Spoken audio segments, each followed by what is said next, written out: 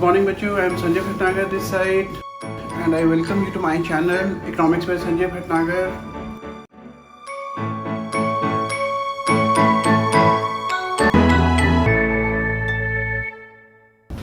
Okay बच्चों, अब हम कर रहे हैं कुछ 1 मार्कर्स. इनमें से कुछ 1 मार्कर्स मैं आपको पहले ही करा चुका हूँ. तो जो पहला 1 मार्कर है वो है what is economic system. Economic system refers to an arrangement by which central problems of an economy are solved. एक ऐसा अरेंजमेंट, इकोनॉमिक सिस्टम का एक ऐसा अरेंजमेंट जहाँ पे कि हम सेंट्रल प्रॉब्लम को सॉल्व करते हैं. सेंट्रल प्रॉब्लम कौन सी थी? What to produce and in what quantity, how to produce and for whom to produce. जो उसका सेकेंड 1 मार्कर आता है वो आता है कैपिटलिस्ट इकोनॉमी. भाई कैपिटलिस्ट इकोनॉमी क्या होती है? तो अगर हम डेफिनेशन ध्यान से पढ़ेंगे, is an economy where means of production are own controlled and operated by private sector. एक ऐसी इकोनॉमी जहाँ पे कि जितने भी मीन्स ऑफ प्रोडक्शन है वो प्राइवेट सेक्टर ओन करता है, कंट्रोल करता है, ऑपरेट करता है. मतलब सारे का सारा जो इम्पोर्टेंट इकोनॉमिक डिसीजंस है वो प्राइवेट सेक्टर के हाथ में होता है. Third definition, third 1 marker, socialist economy. सारी डेफिनेशन सेम है, सिर्फ यहाँ पे क्या फर्क आ जाता है कि where means of factors of production are own controlled and operated by government. यहाँ पे प्राइवेट सेक्टर है, कैपिटलिस्ट इकोनॉमी में प्राइवेट सेक्टर है. सोशलिस्ट इकोनॉमी में जितने भी means of factors of production है वो गवर्नमेंट ओन करती है. मतलब गवर्नमेंट डिसाइड करती है कि क्या प्रोड्यूस करना है, कैसे प्रोड्यूस करना है और किसके लिए प्रोड्यूस करना है. जो अगला 1 मार्कर आता है वो आता है what is mixed economy. Mixed economy क्या होता है? एक ऐसा system in which public sector and private sector are allotted their respective roles for solving the central problems of an economy. एक ऐसा सिस्टम जहाँ पे कि पब्लिक सेक्टर मतलब जो गवर्नमेंट ओन सेक्टर होता है एंड प्राइवेट सेक्टर, उनको उनके अलग अलग रोल्स दे दिए जाते हैं कि वो किस तरीके से आपस में एक दूसरे के साथ कोऑर्डिनेट करके सेंट्रल प्रॉब्लम्स को सॉल्व करेंगे. तो जहाँ पे कि प्राइवेट और गवर्नमेंट दोनों सेक्टर मिलके काम कर रहे हैं, ऐसे सिस्टम को हम मिक्स्ड इकोनॉमिक सिस्टम बोलते हैं. अगला आ गया इकोनॉमिक प्लानिंग. भाई what do you mean by economic planning? Again 1 marker. और इकोनॉमिक प्लानिंग क्या होता है? Can be defined as making major economic decisions by an appropriate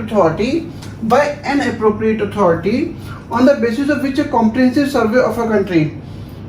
मतलब बेसिकली क्या होता है कि इकोनॉमिक डिसीजन क्या हो गया यहाँ पर कि बड़े बड़े जो डिसीजंस होते हैं, what to produce, how to produce and for whom to produce, जो एक एप्रोप्रिएट अथॉरिटी डिसाइड करती है पूरी कंट्री के सर्वे के बेसिस पे. मतलब सपोज एक सर्वे किया गया और सर्वे के बेसिस पे ये देखा जाता है कि कौन कौन सी बड़ी प्रॉब्लम्स हैं जो हमारी कंट्री फेस कर रही है.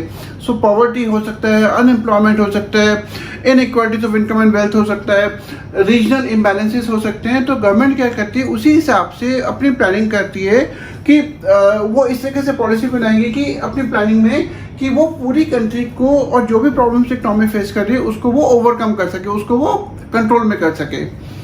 अगला आ गया what is a plan. 1 marker. It is a document showing detailed scheme और a strategy worked out in advance for fulfilling the objectives.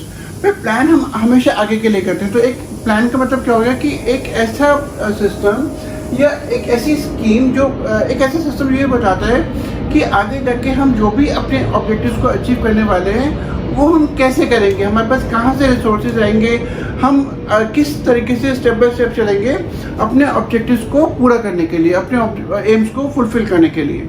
जो अगली डेफिनेशन आती है वो आती है ग्रोथ. क्वेश्चन आएगा 1 marker. Define growth. So growth refers to an increase in the country's capacity to produce the output of goods and services within the country.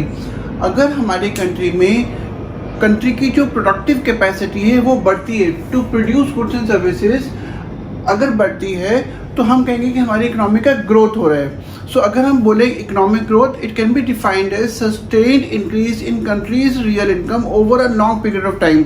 लगातार country की प्रोडक्टिविटी का बढ़ना, लगातार, इसको हम इकोनॉमिक ग्रोथ बोलेंगे.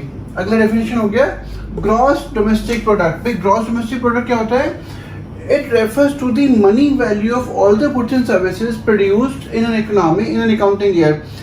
एक साल में एक देश के अंदर जितने भी गुड्स एंड सर्विसेज प्रोड्यूस होती हैं, final goods and services produce होती हैं, अगर हम यहाँ लिखें फाइनल तो और अच्छा रहेगा, final goods and services produce होती हैं, अगर हम उसकी मनी वैल्यू को निकालेंगे हमारे पास आएगा ग्रॉस डोमेस्टिक प्रोडक्ट. सो एक साल में एक देश के अंदर जितनी भी final goods and services produce होती है उसकी मनी वैल्यू को हम ग्रॉस डोमेस्टिक प्रोडक्ट बोलते हैं. अगली डेफिनेशन आती है लैंड सेलिंग. भाई 1 मार्क का क्वेश्चन आता है what do you mean by land ceiling. तो लैंड सीलिंग क्या था? Refers to fixing the specified limit of land which could be owned by individual. Land की लिमिट डिसाइड करना जो कि एक इंडिविजुअल ओन कर सकता है, मतलब उससे ज़्यादा कोई भी इंडिविजुअल अपने नाम पर जमीन नहीं रख सकता एज पर लॉ। इसको बोलते हैं लैंड सीलिंग। अगला पॉइंट आते हैं what do you mean by green revolution. ये हम सारे 1 मार्कर्स कर रहे हैं, तो मैंने 1 मार्कर्स के हिसाब से इसको एक्सप्लेन कर रहा हूँ। ग्रीन रेवोल्यूशन क्या होता है? It refers to large increase in production of food grains due to use of high yield variety seeds, application of insecticides, pesticides, use of advance technology etcetera.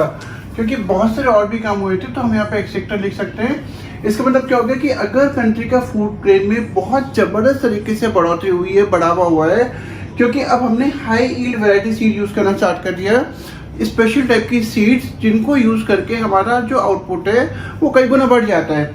हमने इंसेक्टिसाइड यूज़ करे, pesticide use करे, advance technology use करी, जिससे कि हमारा जो agriculture production था वो पहले से कई गुना बढ़ गया। इसको हम बोलते हैं ग्रीन रेवोल्यूशन। अगला है इंडस्ट्रियल लाइसेंसिंग। अगेन एक 1 मार्कर आएगा। What do you mean bye industrial licensing? It refers to written permission from the government to an industrial unit to manufacture goods. Written permission जो कि गवर्नमेंट देती है industrial unit को to manufacture good. मतलब अगर कोई factory को production start करना है तो उसको गवर्नमेंट से पहले लाइसेंस लेना पड़ता था, एक परमिशन लेनी पड़ती थी, जिससे कि वो गुड के प्रोडक्शन को स्टार्ट कर सके। इसको बोलते हैं इंडस्ट्रियल लाइसेंसिंग। अगला आगे इंपोर्ट सब्सटीट्यूशन। भाई इंपोर्ट सब्सटीट्यूशन का मतलब क्या होता है? सो अगर हम डेफिनेशन ध्यान से देखें, it refers to a policy of replacement or substitution of imports by domestic producers।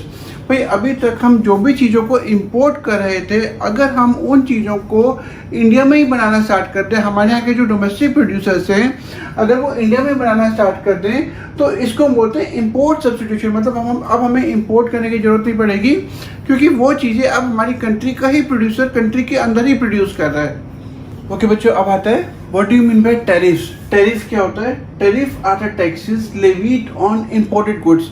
जब गवर्नमेंट इंपोर्टेड गुड्स पे जो गुड्स हम बाहर से मंगाते हैं, अगर गवर्नमेंट उन गुड्स पे कोई टैक्स लगाती है तो उसको हम बोलते हैं टैरिफ्स। अगेन अगला टर्म है कोटास। कोटास क्या होते हैं? It refers to fixing the maximum amount और maximum limit on the imports of a commodity by a domestic producer. मतलब अगर कोई डोमेस्टिक प्रोड्यूसर बाहर से कोई चीज़ मंगा रहा है तो उस जो भी चीज़ मंगा रहा है अगर उसकी कोटा फिक्स कर दिया जाए, एक लिमिट फिक्स कर दी जाए कि वो सिर्फ इतना ही मंगा सकता है, इससे ज़्यादा नहीं मंगा सकता, तो इसको हम बोलते हैं कोटा। अगला आ गया मिरेकल सीड्स।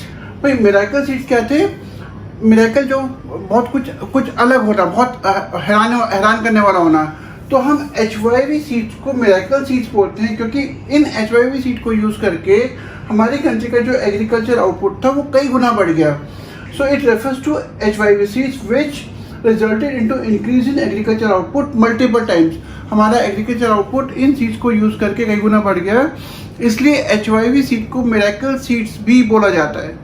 ओके बच्चों, जो अगला 1 मार्कर आता है वो आता है what do you mean by marketable surplus. Marketable surplus क्या होता है? It refers to that portion of output which is sold in the market by the farmers after meeting their own consumption requirement. भाई total output का वो part जो farmers market में बेच देता है अपनी कंजम्पशन रिक्वायरमेंट को पूरा करने के बाद, जो उनके पास बच गया अपने लिए रख लिया और जो बच गया वो मार्केट में रख के बेच दिया, तो उसको हम बोलते हैं मार्केटेबल सरप्लस। अगला है सेक्टोरल कॉम्पोजिशन। सेक्टोरल कॉम्पोजिशन का मतलब क्या है?